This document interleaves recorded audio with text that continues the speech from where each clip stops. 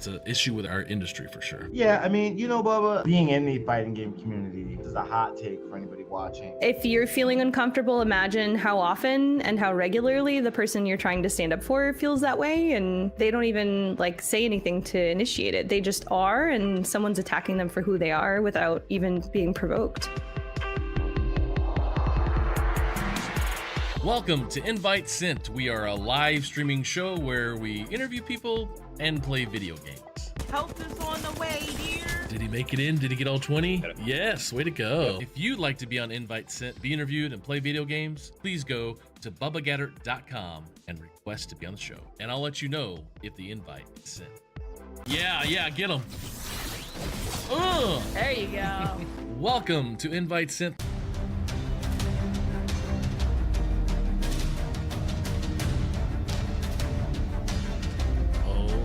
Boom!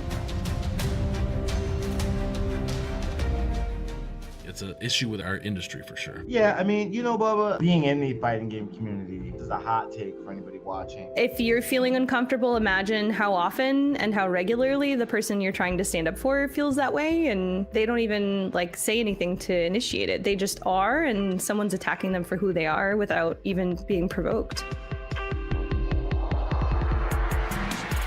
Welcome to Invite Sent. We are a live streaming show where we interview people and play video games. Help is on the way, dear. Did he make it in? Did he get all 20? Yes, way to go. If you'd like to be on Invite Sent, be interviewed, and play video games, please go to bubbagatter.com and request to be on the show. And I'll let you know if the invite is sent. Yeah, get him. There you go. Welcome to Invite Sent.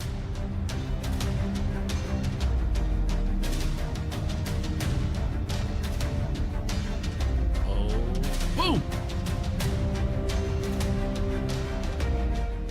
It's an issue with our industry for sure. Yeah, I mean, Bubba, being in the fighting game community is a hot take for anybody watching. If you're feeling uncomfortable, imagine how often and how regularly the person you're trying to stand up for feels that way, and they don't even say anything to. Welcome, hello, and welcome to Invite Sent. Hello, Pete over there on Instagram. Hello, all those, lots of you guys. We are live on Kick. Hey, Splendid, thanks for being here on Kick.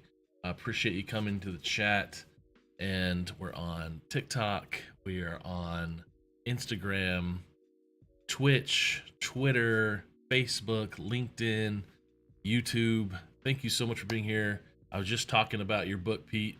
Definitely, you guys check out previous episode on Good Morning Gamers where we had Pete Etchels on talking about his amazing book and your new stuff you're writing about in social media and screen time, which is fun. I read another article today that I'd love to send to you. You probably know it, but thank you guys again. This is Invite Sent. Welcome. We're gonna be playing some retro games today. Typically we play whatever's multiplayer, but retro games is gonna be fun. I got my Nintendo Switch here today. I didn't bring my other little controller from the house, but we're gonna play some retro games. I actually got Star Fox loaded up, and I'm gonna try and play. So there's gonna be some really going to be some fun gaming happening. Yeah, Pete, there's always another article about something. At least it's not wrong this time, right?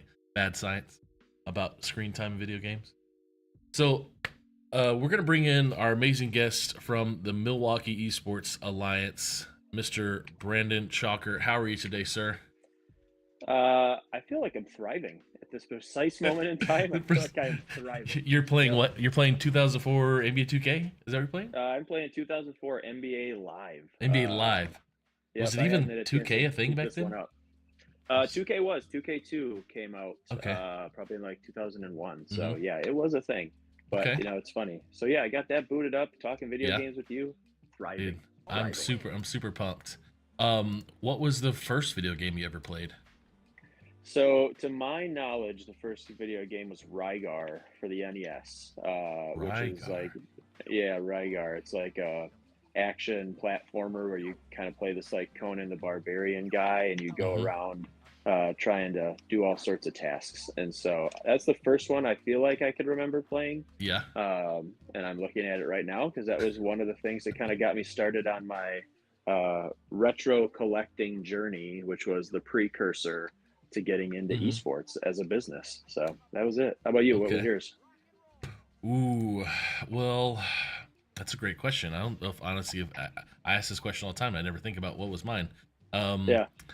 Golly, my dad worked at Radio Shack, so we had a lot of games we played, and like on the Tandy and the IBM, and built a lot of stuff. I'd say probably, wow, it's hard to say, but I'd probably say something Atari, even though I'm 41 and I'm not like right in the Atari normal range. Yeah, I'm right at the end of it, I would say, being born in '82, and I think I obviously I would just say Mario would be the easiest, but golly, growing up playing Sierra games back on the PC when my dad was at the Radio Shack, golly, I still will download those and try to emulate them and play them, like King's Quest and Police Quest and all these other Sierra games, just because I actually love it a lot. But what kind of Icewind Dale was one, the PC Nice. game. I don't think people really recognize the PC playability of games back in the day. That was Right. where a lot of us came up, past Rygar is the first game, then definitely, playing racing games at the local library. I mean, there's all sorts of stuff. That's really good. That's really good. What about like the most played game for you in elementary, middle school, high school? What were you playing?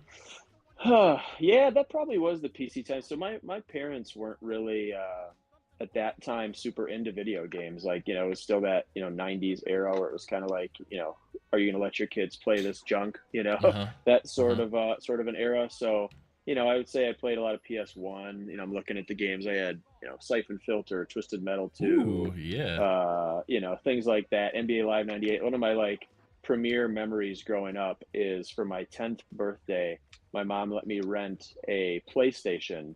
I remember doing that. Yes. Yep. So you could go to the Video Visions and rent one. And so I rented a PlayStation, and we had NBA Live 98, which again, I'm sort of excited about because I'm looking at it right now. It's sitting up on one of my gaming collector things. And my buddies and I played NBA Live 98 at my birthday party. And the cool part about that I remember the most is that Kobe was a second year player in that game. Oh my gosh! Exciting. Wow! And so I got to play as Kobe in that game, and that was like huge, right? Like it was just a huge 10-year-old memory of playing video games. So that's like one of my I would say like most prominent memories from that era. Which is funny because I just took a jump shot with Kobe Bryant in 2004. So you could have said Kobe. Kobe. Yeah, I know. Kobe. Really not, I don't know if it's too soon to still say that. I kind of say Steph now when I shoot shoot a piece of paper. Yeah, I do say Kobe still, just as the memory. For my money, that still hasn't quite settled right. So it's R.I.P. man. It was crazy. Big part of my childhood. Got his poster over here too. No way. Oh, yeah. True fan. Okay. Yeah, I got NBA Courtside 2 for 64. I have a poster of Kobe because he was the headliner for that. So that's you'll see. I mean, if we do the tour, I've got all these old school video game posters up, and he's one of them. So yeah, man, that was it. I played a lot of that, a lot of sports games.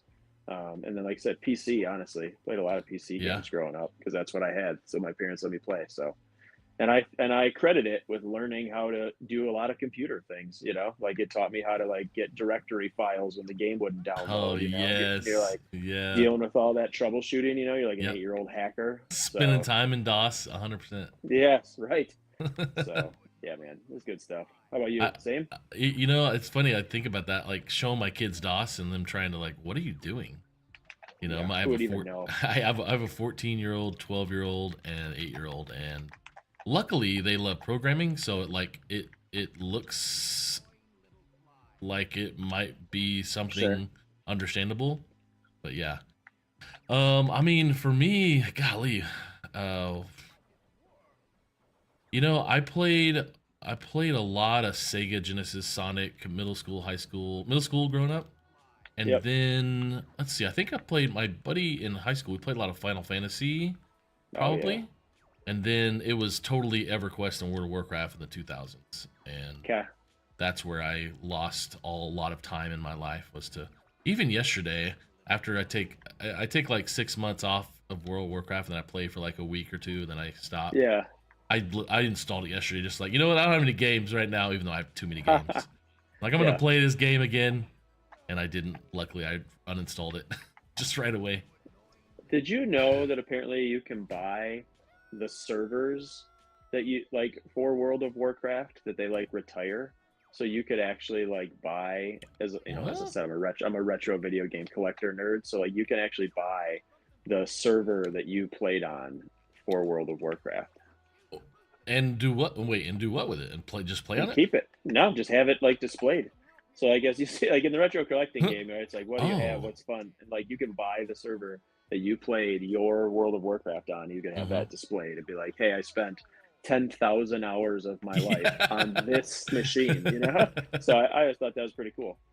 That okay, so it's tangible, you're saying. Yep. It's a real like physical item that you can buy, like the servers. Now I'm not sure all of them and you know how to all get it, but on one of the podcasts I listened to, who actually I caught up with the co-hosts at Midwest Gaming Classic, which was in Milwaukee like maybe 2 weeks ago. It gets about 20,000 people here. And they came through, so we were talking about that, but they had mentioned it on their podcast, Collector's Quest. Shout out. So yeah, that's the jam, man. What is this podcast you listen to? Is it like heavy retro game stuff? Yeah, just call it Collector's Quest. It's a couple dudes, pretty nerdy guys like me, and they just talk about retro collecting and the different stuff that the industry go through. A lot of old games, top 10 games, all that kind of stuff. So it's real cool. Yeah, I like that kind of stuff. I'll check that out. I need to listen to more podcasts for sure. Definitely. I know I don't do enough, but it's definitely like that's the one that if I get some time I'll try to do it. So yeah. How are you doing in your Star Fox? I died once already in the first level, which is very embarrassing. Yeah, I was gonna say 10-year-old you would be very unimpressed. Yeah, because I remember we got the Switch, or we might have done it. We had a Wii for a long time. We just got rid of the Wii because we got it when we were first married 15, 16 years ago as a gift. And it lasted a very long time with our kids playing it too. And I think I had Star Fox on there. And so the first time I loaded that up, I played the first few levels. They're like, oh my gosh, Dad, you're amazing. Yeah. And, it's a ride to bike thing for sure. You're going to flip and do a rotate and do a barrel roll and all that fun stuff. Yeah, right. It's the commentary in that game is just so legendary. Yeah. So I'm doing all right. I think I with having so many games, I don't know if you're the same way, but like I'm like it's a flow theory for me. It's challenge versus skill, and like okay, is this so challenging or doesn't require enough skill, or I'm not interested that I'm gonna switch to a different game, or I feel like I do that a lot. I play League of Legends when I get tired of Fortnite. And and maybe it's just the ADD in me, and I just want to just constantly do something different. So I don't know. What games? So that's growing up. What games are you playing on a regular right now nowadays? None games on the regular. With a 2-month-old and a 4-year-old, and a growing business, I would say that. The time really isn't allowing me to play. But when I do, I would say I just honestly, I like the way you described it. I'd try to throw something in I can just like kind of play pretty easily. So, I'd say like NBA Street 2, I've been throwing in recently. I've got a bunch of arcade units, so I'll kind of step up and play some arcade units, which is cool. So we'll have to look at those here shortly. Yeah. So it's like, that's, anything I can just turn on and play within 3 minutes is pretty much like the win right now. I kind of was trying to do Final Fantasy VII for a minute, but the then remake or the original? The original. Same, almost did the same thing yesterday, man. I almost loaded that bad boy up. I wanted to play it. Yeah, but the problem is I haven't yet got the retro tank. Like I've got an upscaler, but I don't have like the perfect upscaler for the help retro me with all those words you just said. Yeah, so basically, all of the old consoles are in different frames than work on these modern TVs, and I'm not interested in having CRTs, which is like what that they were made for. Yeah. And so you basically have to buy like an upscaler to convert the graphics from the old systems to the new modern TVs. And I've got an okay one, but I don't have like the best one. So actually, like playing Final Fantasy VII is actually somewhat difficult from like a color perspective and like a view perspective on a modern TV. So I got to a point, like I was doing good, And then I got Yeah. to a point where I couldn't really make out what was happening anymore, and I was confused as what the next step was. So rather than just YouTubing it, that's another funny part of the experience. Yeah. Now is like when we used to have to like wait for a guide or talk to a friend. Now you can just like YouTube the entire walkthrough of a game. But instead of doing Right, that, I exactly. just quit. So, but yeah, so I don't know. I'm trying to figure some of that I out. was playing Kingdom Hearts and just reading through the IGN walkthrough the whole time, trying to make sure I hit every single thing. So you're playing, what were you playing Final Fantasy on? What console? PlayStation. PlayStation. So Okay. so I had Final Fantasy VII for PlayStation, and then the only other Okay. really one I've got is Final Fantasy X for PS2, which I played a little bit in high school. Yeah. But yeah, man, that's what I'm playing when I get a chance. Awesome. Yeah, the seven was so nostalgic for me just playing it through high school. Yeah. That I definitely got the remake and I played it for a little while and I wanted to side by side just as much as me watching the Last of Us and playing The Last of Us at the same time, like side by side kind of fun stuff. Yeah, that's cool. Yeah, so that's fun and nostalgic. So the newer version of 7, the remake or whatever, I've got them both on. I think I got one. I think I got both on Steam probably, because you can get the old one on Steam. And I don't know if it's like remastered or anything. I can't remember, but it's definitely not that got the issue of the. Well, actually, I have no idea. I'm sure it doesn't have the issue of the CRT monitor because it's on Steam. They surely have done something technological to not have that issue, I guess. Right, yeah. But it is, yeah, it is a very entertaining game. Usually, like in the emulation space, it's just like a matter of there's a little bit of lag or some of that kind of a stuff. So I don't know. You can get real picky with it if you want to. Yeah. But I don't choose to get that picky with it. I just enjoy Right. having the retro consoles and Right. having it accessible. And physical media's got kind of a place in the hearts of elder millennials like myself and maybe others. So yeah, man, that's the jam. Do you have like any Raspberry Pi setups of emulated consoles or anything? I don't. No, No? I got all original. It's kind of Wow. just That's sort of legit. I know a friend I worked with a while ago when I was with the Chamber CBB World. He had brought like an emulator in with like 3,000 Sega, Nintendo, all sorts of games.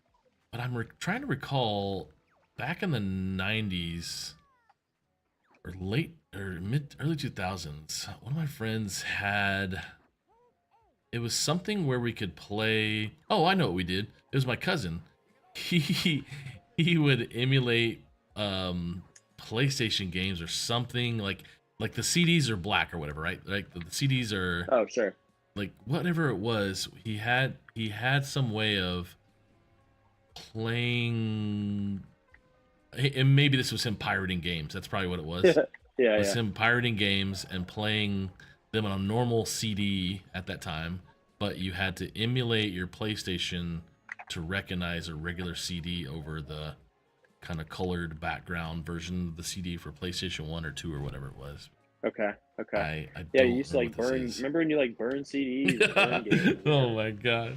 It was all a thing. I have a portable DVD player that you can put into USB because we don't have my laptop doesn't have a DVD player, and so if like we want to watch something or the kids want to watch something or whatever on a trip, Yeah. we got to use that. But it definitely is helpful for like we're moving, so we're like taking all of our old photos off of things, and so we got to have a DVD player to be able to get CD player to get all these old photos off of things. And that's it comes in handy. I just went through kind of a process of archiving digitally all of the physical media, both video and photos. Yeah, that was another project. But where are you storing it, like in Flickr, or what are you storing it in? No, just Google Drive. Oh, wow. Because I've got 2 terabytes basically on there, and that's what it takes. I mean, and so what's been nice is actually, there's services you can take the old photos and digitize them through as well as video. Right. But like Legacy Box is the one we used. Okay. But now I've got like family members doing it also. And so it's nice because then I'm like, hey, just store all the videos you have in this one central place. So now like all of the family can have videos. Because of course we all took, family vacations together. So there's like a lot of stuff of them too. So yeah, man, that's the jam. So Legacy Box is What's Legacy Box? Is that the service you said? Yeah. You send in like your VHSs and they Oh convert my them gosh. to stuff. Yeah, it's pretty sweet. Well, my dad So being a super nerdy Radio Shack guy, he has got he has we had like he's got like the VHS player hooked up to something or other digitally, 10 years ago doing this and sure. trying to put all of our VHSs and everything. So we've got like he's got this huge Flickr account from stuff from we had the over the shoulder camera from Radio Shack in the 80s. Yeah. Nice. And so yeah, those are nice to see. It's funny it is definitely nostalgic to look back at all that stuff, because I get we were trying to figure out my wife. So we're actually moving to London, by the way. It's not fully public. It's out there. I've told people, but I haven't posted it. But I'm going to teach at the College of Esports in London. Nice. Okay. And so we're trying to get rid of everything that we own physically and just move over there with suitcases. Okay. And so we're trying to get rid of as much as possible, but these photos and all this stuff, like let's digitize it. And then we've got I don't know how many boxes of kids artwork my wife wants to save. Oh, and I'm like, okay, there's services will do it, but most of the services are like, hey, send in your stuff and we'll turn it into a book for you. Like, I don't want a book. I just want you to put it on Google Drive. Sure. So she's researched more than I have, but that style, it also makes me think of this world of, and you may have some. You may enjoy this. Okay, so I've had this idea for a book. I know we were talking about books a little earlier. Yeah. I have you seen Wreck-It Ralph and Ralph Breaks the Internet? All those two movies. All great. Yep. Okay, so in Ralph Breaks the Internet, they go through the power cord into the power supply, right? And they are in like what looks like a train station, basically, right? Oh yeah, right. And so I've had this thought of what happens to all our saved games. Like if you have a saved game thing for PlayStation 1, like the little memory card for PlayStation 1, and like it's been sitting there for 20 years until now you play this game. What have those saved games been doing? What lives have they been living inside the memory card? And it got me thinking about it because I've been doing so much internet research on the history of video games. Sure. And I was learning about the first game that could save, which was Zelda.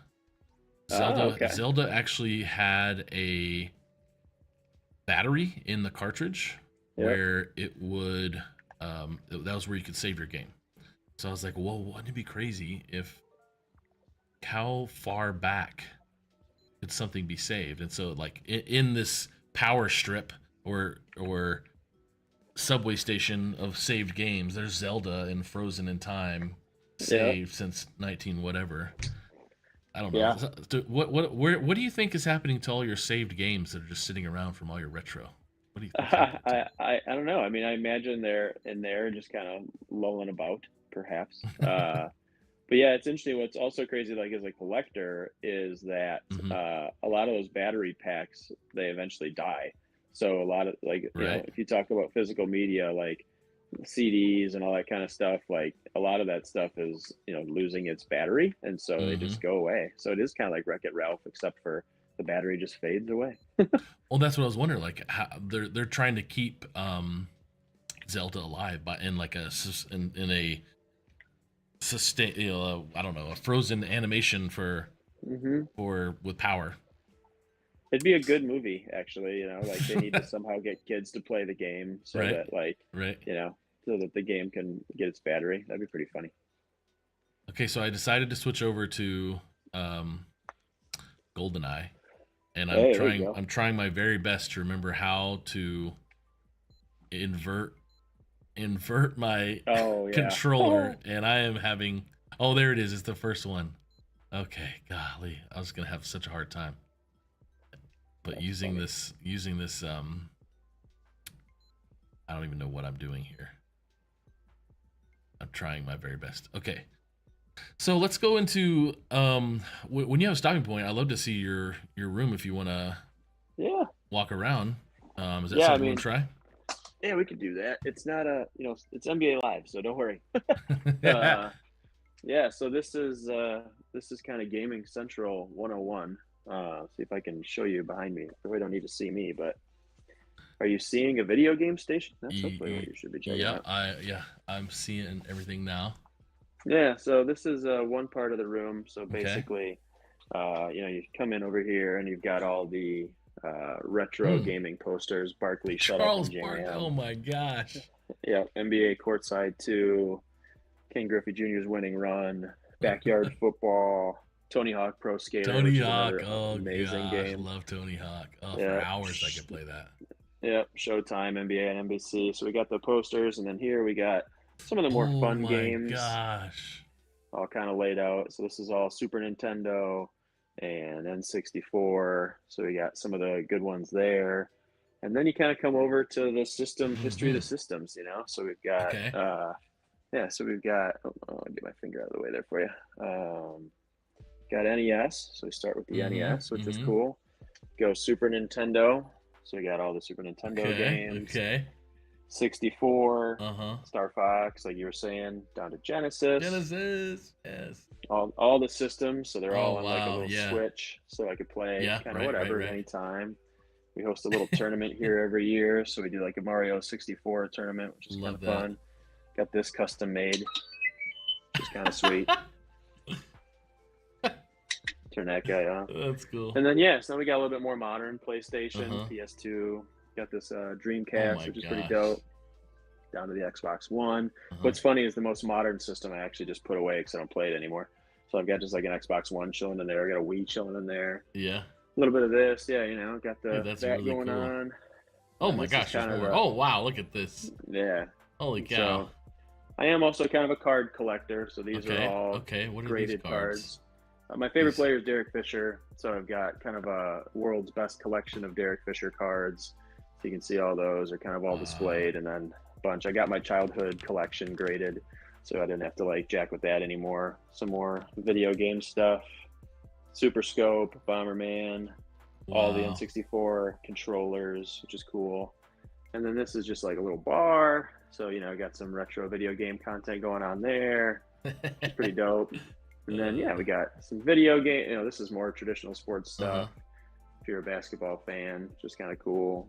And then and then this is the other, I'd call it like retro corner. So we've got console, Turtles in Time, class of 1981, and The Simpsons. All the old arcade marquees are up there, which is kind of cool. Yeah. Tron, yep. Oh my And then got some retro kicks down here. Are you a sneakerhead as well? A little bit. I actually like to find them kind of in distress and then restore them. And then I've got some retro hats, a lot of NBA and NBC hats, Bucks hats. Yeah, man. So, and then just kind of this is where the work gets done. Okay, I see. This is where the Milwaukee Esports Alliance is run out of. Have you read Ready Player One or Ready Player Two? I haven't read the book. I'm a big fan of the movie, but I heard that the book was amazing, so I need to get in on that. So good. I've done it. I've read it 5 or 6 times, man. I really, really enjoy it. And it just drives me. It really just drives me to learn more. That is a really cool setup. Now, okay. Yeah, bro.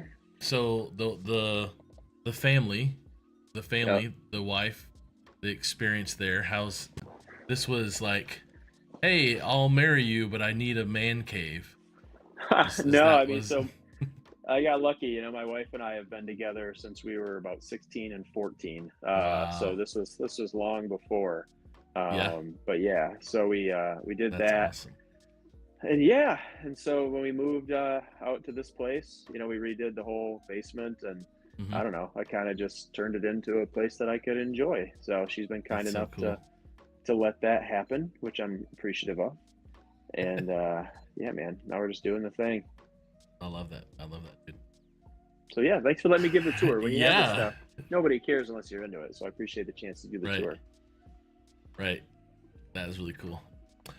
Okay, well, hello in the chat. Oh, my mom joined the chat. Mom, I was just talking about Radio Shack. What do you know? now I'm trying to play GoldenEye.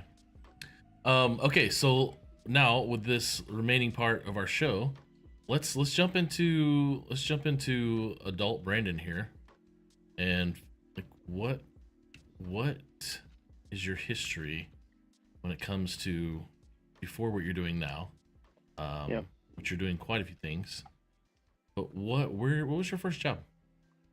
My first job was in high school at a produce department. So that was, like many a young aspiring Midwesterner, I worked in a grocery store, which was cool. So did that, and then went off to college at UW Milwaukee and here in Milwaukee, and did the marketing thing, ran track, just kind of did the collegiate experience. And then probably my first 8 years of my career were in media. So I worked for a publication company that did newspapers, TV, radio, all that kind of stuff. So I got to learn the media side of the equation, which is pretty cool. And then following that, I actually did a startup company with two friends of mine who I ran track with at UW Milwaukee. And we started a traditional sports company called My Combine, which was kind of a cool idea. It was essentially bringing the professional sports testing experience, like the NFL draft does the combine, to basically everyone not in the NFL. And so we did that for a few years, went pretty well. We exited in 2017, which was kind of the intention. And then, for me professionally, it was one of those things like, hey, what's going to come next? And so I was literally watching a retro video gaming documentary one night. Yeah. And I was like, I know an awful lot about this video game history stuff, but I don't really know as much about modern video games. So I went over to the computer, typed in Milwaukee Esports because I'd been hearing about this esports thing, and it was just crazy. Like from moment one, the results I found were just like, they were just junk. Like I couldn't make heads or tails of it. It was like, what is going on? Like we're the state's largest metro, like this is supposed to be $1 billion industry. And I'm just trying to like get involved. I'm trying to ask questions, and I couldn't even find how to ask questions. So something was just like immediately wrong, I'm like, something is different from what I'm hearing in the news to like what's happening in my local community when it comes to esports. And of course, anyone who's in esports now like can chuckle and be like, well, yeah. But yeah, so that was like kind of where the journey started, I can give you the whole spiel, but that's some of the professional background anyway. Well, I like the traditional sports that you ran track is what you said. Yep. Okay. And so you're NBA fan. You said Derek Fisher, right? Yep. So I grew up in Oklahoma City. So right as we were leaving, we had him at Thunder. Oh yeah. I think when we had just moved up to Kansas City, right around when he started, and it's funny because my boys and I were actually watching the WNBA draft the other night, and obviously he was a Sparks coach, I believe. Yep. And so, what were you have two children, boy and girl, boys? Boy, girl. What I really enjoyed my kids really being excited to watch Caitlin Clark, obviously, and everything that's been going on. What kind of traditional sports stuff is going on in your house? Not a ton yet. My son has played, basketball camps, and he's done soccer, so all the normal ones. We got signed up for t-ball here in spring. Yeah. As a 2-month-old, my daughter hasn't really engaged a whole lot, but so it's been good. I'd say we do a lot of that. So basketball, baseball, soccer. He wants to play video games all the time. Sure. But it's kind of a funny dynamic, really. Like I'm not super keen on him playing a lot, which is funny as someone who plays, or who is in the business. But I love being outside. I love, traditional sports, and so I don't know. It's amazing, honestly, how and I know this from living it. Like video games are so addictive. Because they're cool, so it's like, we're trying to keep them out there and doing other things, and so far so good. That's great, man. This is the same conversations my wife and I had many times over the years as they got older, especially working in video games for so long and playing. Right. Is the balance. And only recently when we got a Switch did they start, maybe this was 2-3 years ago, even after COVID, did they start more being in video gaming more than once a week? Because it literally was was the Wii and it was Friday nights or something.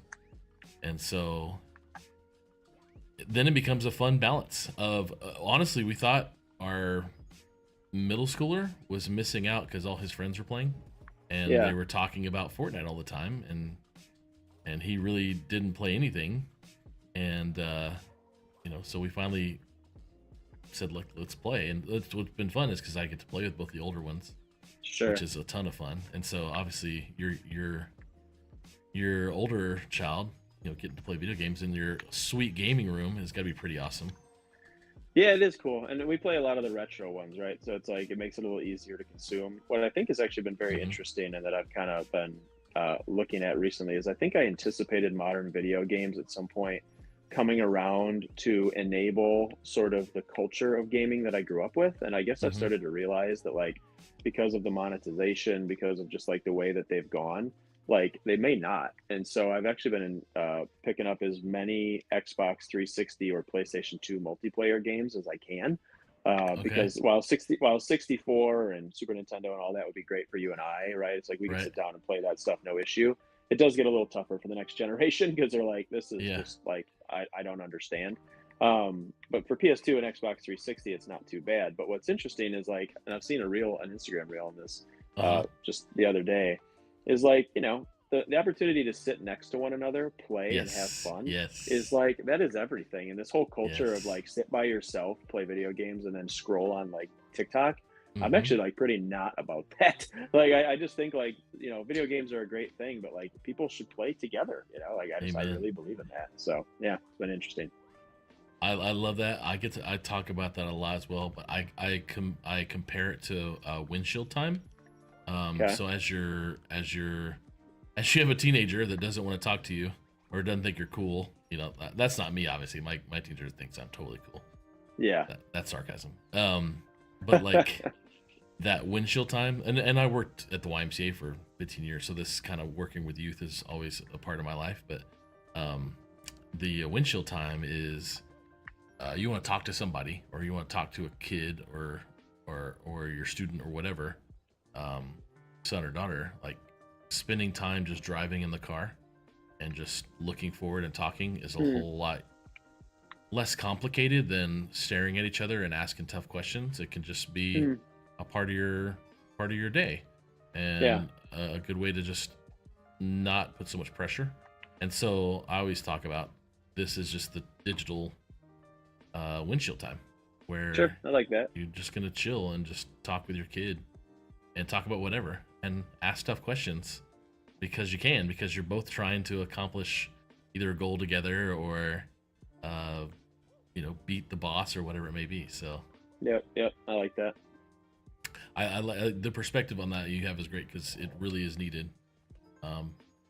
Because we need to be engaged, and that's what I think we both love about, and many of us in this space love about esports, and especially the scholastic space, is a safe place for students to come and hang out and be with like-minded people, as well as an adult that will provide some guidance and education support. So yeah, with it. So this Esports Alliance now, where is your main focus? What was the catalyst on and the main focus of the org? Was it in Scholastic? Was it more in the pro or the grassroots, or where was the start? It was probably more grassroots. I think our imposition to start was probably more on the trade association basis, honestly, is like, hey, there needs to be a connective tissue for the gaming ecosystem of Wisconsin. There isn't one. So let's just try to be that sort of connective tissue. Let's go out there and do that. And I would say probably for the first year and a half to maybe two, that was really our primary focus, just kind of getting our legs underneath us. Like I said, I think what I've always valued in esports is hopefully authenticity. I think it's a community that can sense BS from a mile away. So it was one of those things where it's like, okay, cool. Like I need to endure myself and also convince people that like, hey, I'm not out here to just like get rich quick, right? I'm not trying to take advantage of kids. I'm not trying to do a lot of those things because, coming from an entrepreneurial background and like not being, probably a part of the quote unquote community, was just like, hey, people are going to have questions about that, which is totally understandable. So I would say like our roots were in, sort of that trade association basis. And then I would say that went pretty well, right? So that helps you get connected to the community. We started to put out, the resources that we could. So we had newsletters, and we did our Discord, and we had our social media, and we had all these community highlights, like anything we could do to just continue to shine a light sort of on the community. And so then it was a matter of, all right, well, how are we going to make some money? Because it is a business. And like, I've always been very transparent about that, because it's like, hey, this industry needs some revenue. Like, it needs to be able to sustain some jobs, not just have everyone doing it off of like volunteering and passion. And so it was interesting, as that evolved, I just kind of tried to listen to the community, like, well, what do people need? What would they do? What would they ask for? And so that's kind of where our next steps came. So we started putting on the state's kind of premier conference, which has become the Wisconsin Esports Summit. Okay. They asked, which is cool. We just had year 3. Wow. 400 people, 25 different vendors from all over the country. Like, it's really been a very powerful and cool story, I would say, for our ecosystem. Then they're like, hey, we need tournaments. So we don't have a major. We don't have that kind of a like presence. So, all right, let's see about that. So we went and partnered with our, best TOs in the state, which thankfully I was able to meet and learn through this kind of, trade association help. And so then we put on Cream City Convergence, which is, last year was year 1.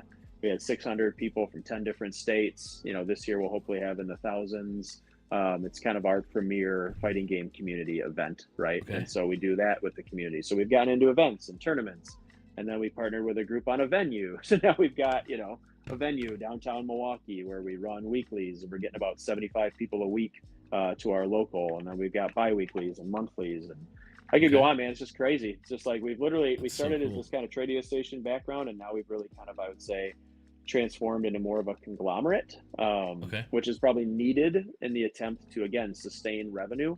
We're launching in the fall the Wisconsin Esports Conference, which will be kind of the premier collegiate ecosystem competition tool, which again has been asked for. There's been some fledgling leagues which we have brought under our umbrella to kind of help give them support and resources.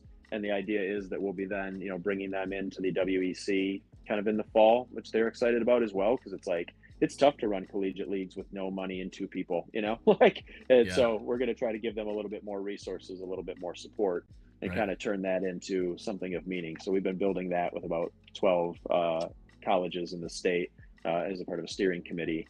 And again, another value, right? Like, we've got 35 Wisconsin universities now with esports presences. Really? Yeah. And so now it's a matter of like, okay, that's cool. They're all asking for consistency. They're asking for scheduling, right? They're asking for these things, and they haven't been able to get that because it's just been very tough, right? It's a lot of volunteering and a lot of whatever. So we're hoping with some resources and with some focus, that we'll be able to help bring a great experience to the state of Wisconsin. And like, everything we've done has been state oriented. And it's been interesting because, like, the model, I think, has been working. So people would say, like, oh, well, why don't you do more of the Midwest, right? And why don't you expand? And it's like, that's hard enough, man. It's hard enough to win in one spot, let alone, like, everywhere. So we really stayed very intentional around, like, let's try to do the best we can for the state of Wisconsin, Southern Wisconsin, and, like, create and make an impact there. So, yeah, that's kind of our story and what we've been doing. It's been pretty cool. I love that. Well, I've got your website pulled up. I'm showing the audience here. And wow, I didn't really know the scope of everything. And is this your Tschacher group? Your your firm?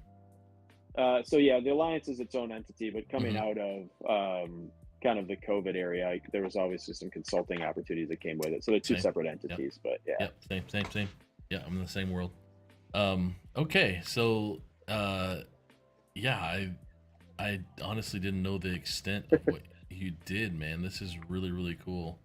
It's one of those things where we've kind of kept it, I don't want to say like a secret, but it's like, again, I try not to gaslight because there's so much gaslighting in esports. And it's like, everybody wants to pretend like they're the biggest thing since sliced bread, right? It's like, I think we've really got a very cool and compelling story, right? Like, we've got probably a top 5 local in the country, and that's a really cool story. Why has that happened? Because of grassroots community, right? And then we've got some of the fastest growing events in the country. Why has that happened? Because we've got the best people working at their best skills. Like, it's just one of those things where, like, we're not going to go tell everybody everything we're doing until we Mhm. really feel like there's a compelling story to tell. Yeah. And we're probably getting to that point, but it's just, it's all so volatile. Like it's literally just on the backs of 3, 4, 5 people oftentimes. It's like Yeah, politics. 100%. Like the 100%. day-to-day work is what keeps all this going. So I've stayed pretty passionate about like trying to stay focused, and like, yeah, it has been cool because when people see like, holy shit, Uh-huh. like there's a lot happening in Wisconsin. That's what I want people to think. I don't want them to Mhm. think like, oh, they're saying they're bigger than they are. They're, acting like they're the best. Because this sort of like, and Kansas City is a great example. Like incredible things are happening in Kansas City esports. Incredible things, But like, there's one dude I always give like crap to. It's like, well, this is the Mecca. This is the best esports place in the country. And it's You like, mean all right, Atlanta? yeah, that's what I mean. Like everybody stop saying that. Like, you know what I mean? Like I'm not gonna say that. And we got a lot of cool stuff going on here. Atlanta's got a lot of really cool stuff going on here. Like it's just funny to me when like everybody's like, we're the best. It's like everybody just chill, do your best, and like let's all help each other. Versus be like, we're the best, you're the best. Like, shut up. It's just so funny to me. Do you feel like so I've got your video rolling from 2023 here. It was on your website with all the people we know. And do you feel like that obviously in Kansas City, yeah, it's been fun to be on this executive board for the sports commission in our Kansas City Esports Coalition that we try to do stuff with, and we've done things here and there. But Yeah. and it's fun to have like 30 different esports gaming type orgs in town that all Yep. do their own thing. And then Atlanta and Indianapolis and California, you guys, did you do like teams, and did you go to Esports Summit, all those things with the CVB World? Did you go to those? We haven't, unfortunately. No, Mhm. we have representation there from like Sports Milwaukee. Like we're partnered with, Visit Okay. Madison, Visit Milwaukee, Yeah. Sports Milwaukee. Like thankfully we partnered with a lot of those groups because it's been very complimentary. But yeah, I haven't been to them myself. I've actually, like I said, I've kept my profile like pretty low on the national Yeah. scene, I would say, just because again, like the effort needs to stay so focused, and it's like before I get out on the national circuit blowing smoke about how great we are, it's like Uh-huh. I'll just keep working hard here, and honestly let the work speak for itself, because at the end of the day, there's a lot of talk, but there's not a lot of money being made, and it's like we are a Yes. business. And for this to sustain, more people need to get paid. Like they just really do. I will die on that hill that like we need to compensate our TOs. We need to compensate our educational leaders. Yes, Like yes. I'm old enough to know that passion only drives you so far. And then there's an expiration point to that. And it's Right. like all these passionate community members that are 21, you know what? Someday they're going to have a family and kids or a girlfriend or wife or boyfriend. And it's like, Mhm. then all of a sudden you can't dedicate 20 hours a week to your upstart grassroots league, And it's like, well, Right. that doesn't really help, because if the stuff goes away, then, then all that progress is lost. So I'm just very like dedicated to trying to create some of that more mature ecosystem stuff. And so, but yeah, no, I haven't been to all the conferences yet, but I need Okay. to. I need to get there because Well, they're you've great. got Great people. you've got Marissa there in Milwaukee, or Petrovsky, and now Warner. Yep. Yep. Yeah, I mean, when I was back in that world, she was very, very much in the forefront of Yep. everything. I think her and I were one of the first ones who went to like this big esports. It was our National Association conference, and Okay. it was the first time we had anybody talking about esports as tourism. And same situation again. I was helping these presenters who was presenting about esports events and how big and awesome they are. Like, you've got to translate a lot better to all these CVB people, because they're like, I don't know how to run computers. Like, this is some guy in the audience was like, so do I get computers or what do I do? Yeah. Right. And I'm pretty sure we had it was like a CEC, like a continuing education credit we had for that organization. And this lady Heather from Ohio was brought in, a guy who was speaking about events and how great they can be. And at the intermission, I was like, people aren't getting it, man. You need to say these things. And so Yeah. like, you need to compare it to a baseball stadium. You need to compare it to something in sports Yeah. for us to figure it out. And Marissa, she's obviously great for what you guys have going on Sports in Milwaukee. And so if that involvement is still there, then yeah, you're in really good hands. And Yeah, man, she's awesome. yeah. So where I definitely want to. We could talk a lot about. We only got 10 minutes, but I want to like, what do you? I want to know about the future of MKE, but I also want to know, like, what do you think the future of esports, gosh, in all levels you work in? What are we missing? What are we missing in all levels you work in? Yeah, it's interesting when we talk about the future, of the alliance. I think that we're going to continue to try to grow these events. It's funny, it's particularly in the tourism CVB part, is it's like everyone's like, hey, what can we go get? And I say nothing. like there's nothing to go get. Like, we're not all going to get LCS. Like, it's just not going to happen. So, like, to me, the answer has been we need to build here. Like, we need to build things to, like, then have it work. And so thankfully the Wisconsin Center, Marissa and others have understood that and have helped on venues and different things. Yeah. So, like, I think that's going to be continuing, unfortunately, which is annoying because events are super annoying and they're so hard to coordinate. But, like, we're going to probably keep growing our events side of thing. I do think there's opportunity to really create a flagship sort of esports venue, if you will.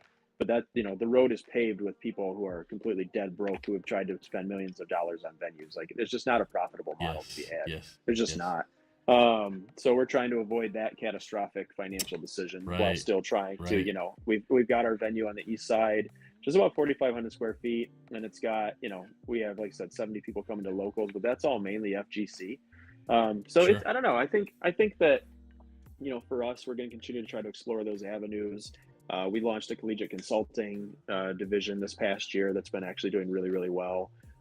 So I think we're going to continue to find those paths. I mean, ultimately, in my opinion, everyone ends up in scholastic and collegiate because it's the only place with any money, which is unfortunate, really. And so it's like, okay, cool, let's continue to strengthen those. So I think we'll continue to go down those roads. And then, yeah, it's interesting. Like, I'm not as bullish on esports as a genre as I would have been 4 years ago. It's not to say that it doesn't have merit and opportunity. But I think the sort of only reason it runs is because people have this feeling like, well, video gameplay is just going to continue to increase forever. And there's just going to be this continuously larger segment of people playing, and thus more eyeballs, and thus more, sponsorships and blah, blah, blah. And it's like, I don't know. I mean, we're already seeing a switch from post-COVID where, esports is getting maybe more stigmatized again, which is unfortunate. But, like, those things could be very real. And, like, I just don't think it's the unstoppable train that everyone assumes it will be. And that is the only thing that makes all of this effort without return on investment worth it. For at least people like me who are older with money, saying, why would I do this? Other than altruism, which is fine. But if you're trying to build an industry, right, it's like, you got to have some ROI. Like, CVBs and everyone else will only invest for so long until the next thing comes up, pickleball or whatever. So, pickleball. Right. So I kind of look at it as like, hey, this definitely has merit. I think things are going to adjust. I think if we can get out of this PC console world sooner than later, that would be best, because it's so prohibitive. Like, cloud gaming, I think, is going to be helpful because it's just, the costs are too prohibitive. The setup's too prohibitive. The complexity is too prohibitive. Like, it prevents anything at scale from happening, in my opinion. And, like, so I think there's going to be an evolution there that's going to allow for hopefully more accessibility. I don't know what role esports orgs will play necessarily in it, right? Because, like, then it will be more accessible and less restrictive. But I kind of foresee that reality happening, and we'll kind of see where things go from there. But I think for our part, we're going to really try to, like I said, with this WEC, create a really strong collegiate ecosystem if possible. We're going to see about these events, continuing. I think those will have opportunity. I'm really bullish on the FGC, just because, like, that culture is built upon, I pay for an experience, and I compete in person, and you show up, and they show up, and their fans show up, and they show up. That's it. Yep. Yeah. And I'm like, what doesn't do that? Everything else. Everything else. You're right. Right. Rocket League, Apex, Overwatch, all of them. It's just like nobody else shows up. So all right, cool. Like, then I'm gonna chill. Like, I don't need to go make an Overwatch tournament if no one's going to show up. Like, I just know I need to make a really great FGC event. Okay. So that part's been pretty indicative to me. It's not a long-winded answer, but that's where I see some stuff going, and kind of how we're looking at it. Couldn't agree more, man. I love going to DreamHack and seeing the CTR monitors and all the FGC groups just huddled around 100 TVs, and then hundreds of people, and then look over at the Fortnite stage with 5 people in the audience, and 5 white kids sitting there playing Fortnite, and just like that's where all the money is. It's just silly. So it's yeah, just crazy. I love that. And then you can find it in collegiate, right? That's the only place you find any of that stuff, is you find it in the collegiate, and that's fine. But then collegiate has to be willing to pay. That's to say prop too. So everybody ultimately at some point, and I'm saying this up and down the board, be prepared to pay people to do the things you want them to do. Right. And I'll go on a whole soapbox with it, but social media is what started this mess. When Facebook came out and it was free, everyone's like, sweet, Napster, Facebook, right? It's all free. That screwed everything up. It really did. It's everything got screwed up in that. Because nobody pays for, media. No one pays for news. And my generation started and made the problem, because it was I can just get this for free somewhere. I can download that song somewhere, LimeWire, whatever, we'll find a way. And it's just it's a problem. Esports is dying on the vine because of that, because you got all these people doing it for free. And then if you do charge, some new pop-up shows up we'll do it for free because they think they're going to get theirs. Yeah. And it's just we've got to quit all that. We got to quit all that. You really do. It's big monies, VC investors also had changed from every level of esports. That has it really set us on a destructive path because of the winter we faced and that we're trying to get out of. And I can tell you about the collegiate space, man. You're right about being paid. It is so interesting working with Collegiate Sports Manager Group and consulting with them and just learning man, these things can't happen without these sponsors. Right. And there's just, and at the foundation that I run, we're the ones who pay out a ton. I've paid out probably over $500,000 in scholarships for all sorts of leagues and events, just because I think it was eFuse who was hey, will you pay our scholarships and grants out, because we don't want to work with the National Ohio Foundation because they don't get esports. I was that's kind of our function. And so since then I've been paying out so many scholarships and prizing, and the madness of connecting with all these coaches and these players over the years. One, it's hard to get a hold of students when they go to college, because I'm trying to send their money to their college. It's a nightmare trying to get in just their student ID and where they're going to college, so I can mail a check. But the paying situation can be tough, because it goes from event space to casters to talent to players to everything. If the money struggles to get there because of 90-day invoices from a sponsor or whatever, man, it really struggle. It's a real big struggle in our space. And it's obviously Jacob Wolf, who's written about this a ton, about the pay issues in esports, and how much of a struggle it is. And people, he had a big article years ago that he basically put a guy underground because he faked these $14 million worth of prizing or whatever and kept all the money.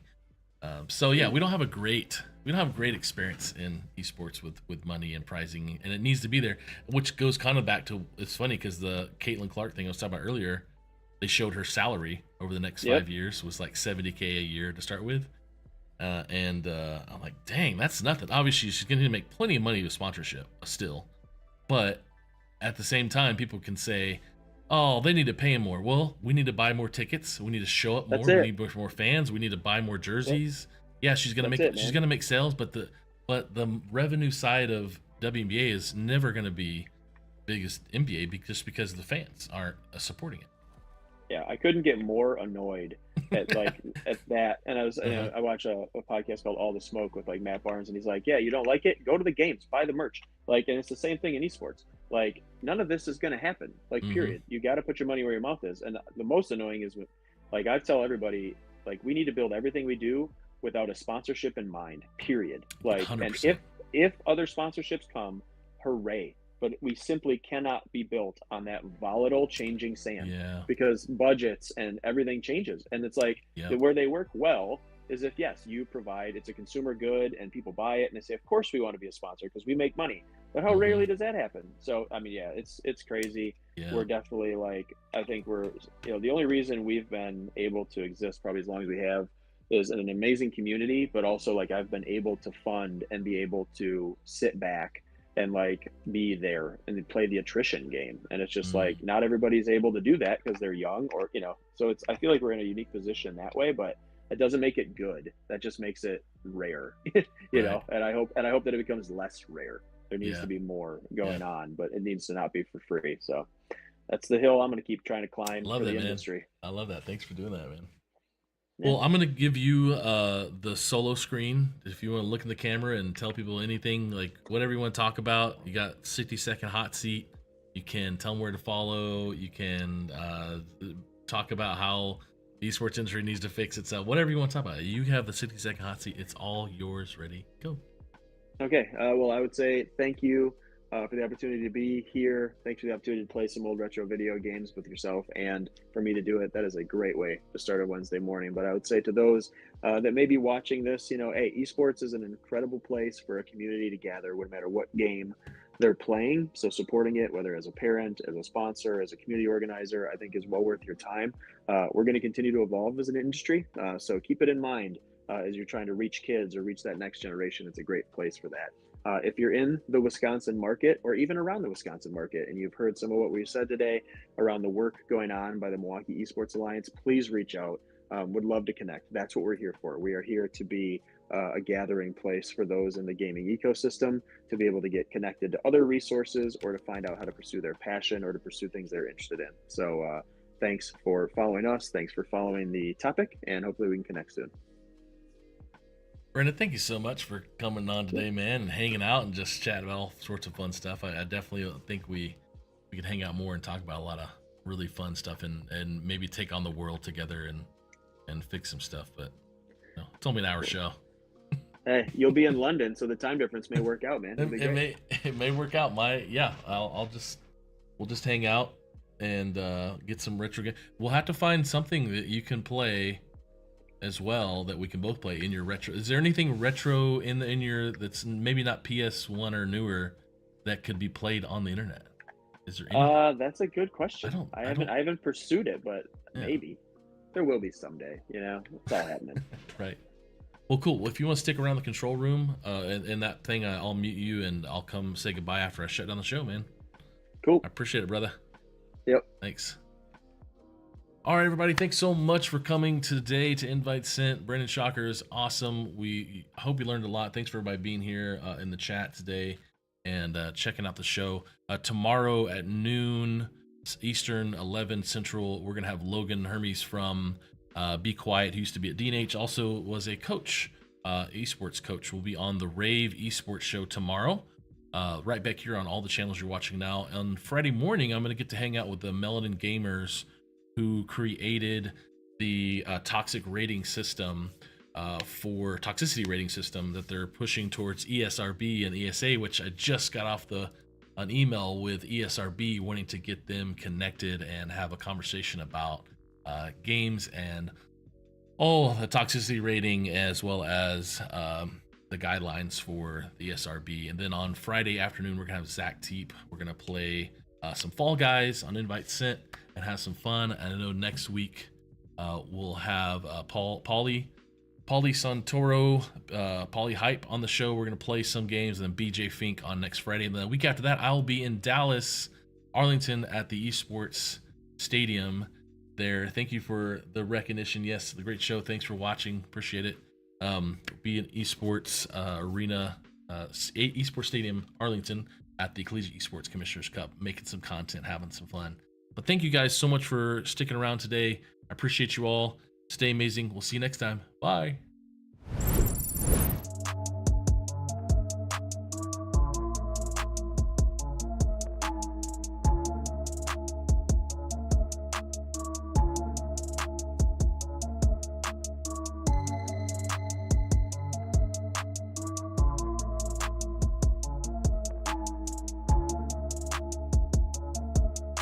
Hello there, gamers and mental health enthusiasts. Today, we're diving into a groundbreaking study that explores the intersection of scholarly gaming and mental health education and how it can impact the self-esteem of adolescents. Picture this, a world where scholarly gaming isn't just about mastering technology-based career skills or dominating the world of video game business. No, it's a world where gaming becomes a gateway to improving mental health. 3 visionary educators and a school-based health intervention expert came together to create a curriculum that aligns with academic guidelines from the International Society for Technology Education. This curriculum spans 40 lessons, delivered over 14 weeks with a minimum of 120 minutes per week. But here's the twist. 83 schools were invited to participate, but they were divided into 2 groups, those with mental health moments and those without. The non-mental health moment group got the scholarly gaming curriculum alone, while the mental health moment group got an extra layer of education. Mental health moments were embedded into 27 lessons, integrating concepts from the PERMA framework and the collaborative academic, social, and emotional learning standards, otherwise known as CASEL. Now, let's meet our players. 471 participants from both groups, with almost 75% in high school, many experiencing scholarly gaming for the first time. A majority were male, and the racial diversity was broad. At the start, the average self-esteem score was 17.9, with 22.1% reporting low self-esteem.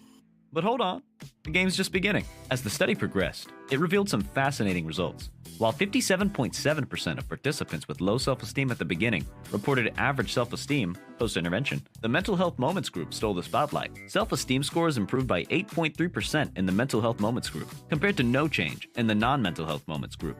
How's that for a power-up? Some students even shifted from abnormally low self-esteem scores to normal ranges. The message is loud and clear. Educators, healthcare providers, and adolescent advocates pay attention. Non-traditional educational instructions, like scholarly gaming, combined with mental health moments, can significantly improve students' well-being. And there you have it, a journey through the power of scholarly gaming and mental health moments. Remember, your self-esteem matters, and sometimes, all it takes is a little extra support to level up. Thanks for joining us on this adventure. Until next time, keep gaming, keep learning, and most importantly, keep believing in yourself.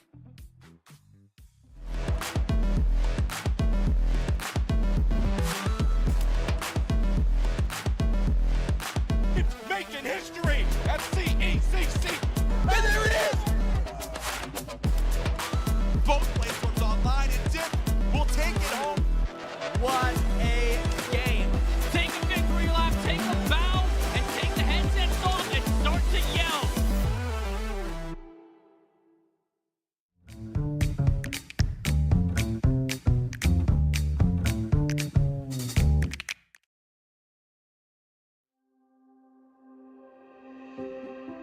Life is busy. Every day we ask questions like, what's happening today? What should I wear? How am I going to fit everything in? But then there are bigger questions like, why am I here? What's my purpose? Where am I heading? Is there more to life than this? These are some of life's big questions, but there's rarely enough time to think them through. That's why Alpha exists. Alpha is a place to explore life's big questions in a safe and open environment. It's a series of sessions where anyone can share their thoughts and opinions and ask questions without feeling judged. When you come to an Alpha, you'll notice that first, there's food. Whether it's a full meal or a light snack, this is the time to get to know each other in a casual setting. Next, you'll watch an Alpha Talk. The talks are created to engage and spark conversation. They explore big issues around faith from a Christian perspective. After the talk is a time for discussion. This is the most essential part of any Alpha. It allows everyone to share their own opinions on the ideas presented in the talks. It's a time for people with different thoughts, beliefs, and experiences to ask honest questions and have open conversation. Every week, there are guests coming for the first time to an Alpha in their community. Alpha is for everyone, regardless of background or beliefs. There's no pressure, no follow-up, and it's completely free to attend. Come and explore life's big questions. Find an Alpha near you today.